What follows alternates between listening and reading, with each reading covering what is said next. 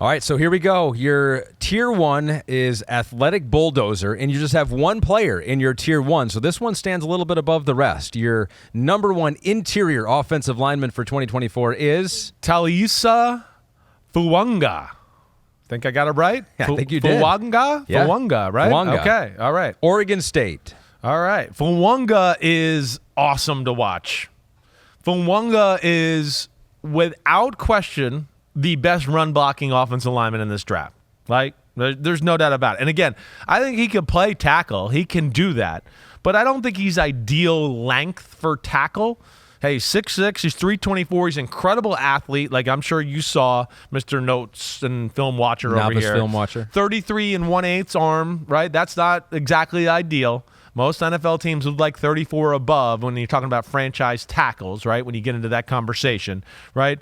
He's a little bit more, has a guard look, right? It's not the most impressive legs and all of that. He moves really well and he shows power, but he's a little bit more center of gravity, got a belly, and has that kind of look to him, Here he is. right? Maybe as compared to the other guys we've talked about that were just huge, hulking human beings that way. Mm-hmm. But it's this stuff. He's the first guy off the ball every snap. I mean, moves people is an understatement, really. I mean, it's a highlight film at times of watching him just absolutely destroy people on contact. That's where he's really good, right? And it's not like he hits you with his hands and tries to catch you and then push you and do all that. He delivers blows with his face and, his shoulders and moves people that way. Second level blocking, insane, right? Ability to move in space, cut people off, screen game, whatever. I mean, it's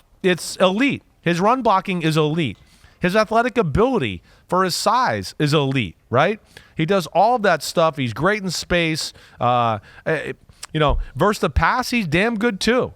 Like I said, he can play tackle. He's got the feet to do that, right? He's got actually pretty damn good technique to do it as well. But it's is he long enough, right? The anchor, all of that stuff are the things I wouldn't be sure about. But either way, I look at him and go, like we talked about with Quentin Nelson earlier, you put this guy in, he's your starting guard, and I think he can be Pro Bowl caliber-ish right away. Yeah, he turns 22 in 2 days, so happy birthday, Fuaga. He was a backup at Oregon State in 2020, 2021, and then the last couple years, the full-time starter, and then was a first-team All-American this past year. I knew you'd like him because his mentality jumps out. Is what I like. Right? You watch him against Washington State, and he would attack those linebackers, and he would pancake them, and then he would go for the double kill. And it was like he wasn't satisfied with the pancake. He wanted the double pancake. Definitely. He just he drives dudes. Once he gets you going backwards, it's just like multiple yards downfield. It's just like he has that mentality. He's got that nastiness. Yes. It's a guard mentality, right? I thought really him and Latham enjoyed dominating people more than anybody else. Kind of letting you know about it after, right? Mm-hmm. Like kind of like standing over you and being like, yeah, how'd you like that right there, right? That's where it's phenomenal. And,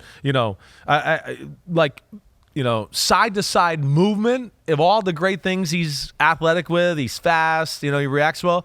I did not think like his side-to-side shuffle was as good as maybe some of the other tackles too. I think that's where I left him off as compared to tackle, where I was kind of like, okay, hey, I know he can play tackle, he can do it, but I just kept looking at him going, wait, he could be the best guard in football, and that's where I think he, will end up being. It's Joel Bentonio, Jonah Jackson from your Lions type of guy, in my opinion, when I looked at him and the body type of the player. They asked him to do a lot in space. Yes, they did. With that, it's just like he was out there, and so he can miss in those situations, as I think all would. But I think to your point, it did look like when he was beaten, he had a hard time recovering. Right? It was just like that was in the pass protection, especially.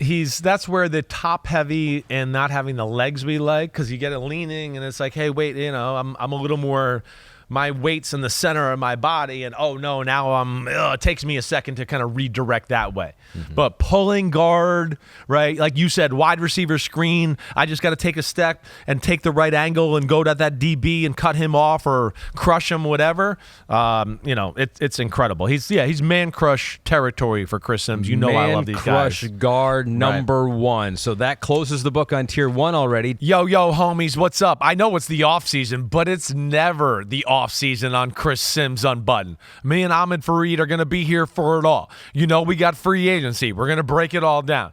The draft, the rankings of positions. Of course, we're going to unpack it all. Hit subscribe, get to my free agency reactions, 2024 draft rankings, and more. Thanks again for watching. Peace out, homies. See you soon.